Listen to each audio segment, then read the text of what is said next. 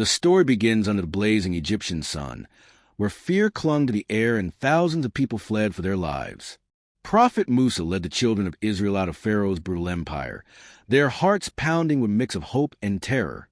Freedom was close, yet danger, deadly and determined, was racing behind them with the force of an empire known for cruelty. Word spread to the crowd like fire. Pharaoh's army was coming. The ground shook with the thunder of horses and chariots.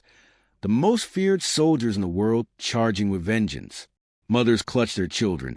Elders struggled to keep up, and desperation began to overshadow hope as fear pressed in from behind. The people hurried behind Musa, but as they neared the coastline, their breath caught in their throats.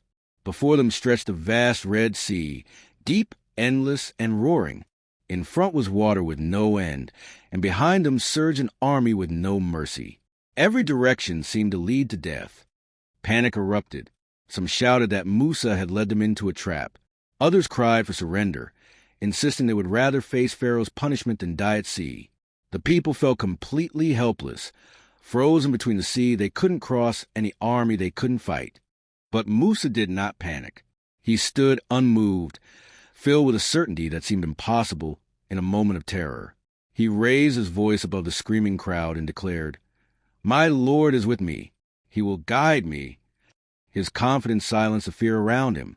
With divine command, Musa walked toward the raging sea. The army's drums grew louder behind him. The screams of his people rose. Yet Musa lifted his staff high, trusting fully in the one who delivered him from every hardship before. The air thickened, the wind rose, and every pair of eyes locked on him.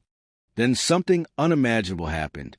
The sea began to tremble, as though responding to a hidden command. Waves shifted.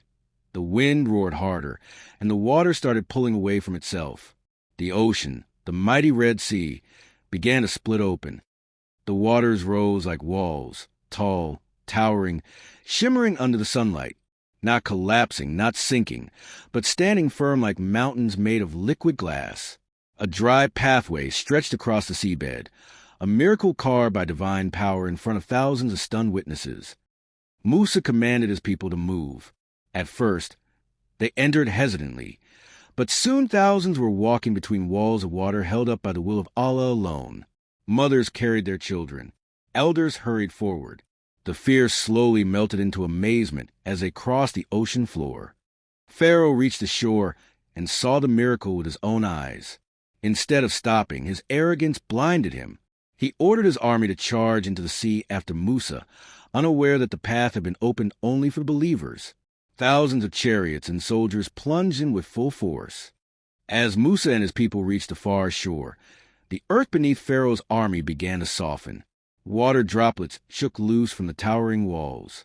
The sky dimmed, and the air grew heavy. The moment of justice was nearing, unseen but unstoppable. Then, with a thunderous crash, the sea collapsed. The walls of water surged downward like a giant returning to its natural form. Chariots overturned. Horses disappeared beneath violent waves. Pharaoh's once unstoppable army was swallowed by the sea they thought they could conquer. When the waters settled, silence covered the shore. The Red Sea looked calm, peaceful even, as if nothing extraordinary had happened, as if the miracle existed only in memory. But Musa and his people knew what they had witnessed, a moment when Allah's power shattered the might of the greatest tyrant on earth. And so, the story of Musa's deliverance remains alive, retold across centuries, inspiring believers everywhere. It stands as proof that true faith turns fear into victory, darkness into escape, and the impossible into reality. The same Lord who parted the Red Sea still writes miracles for those who trust him,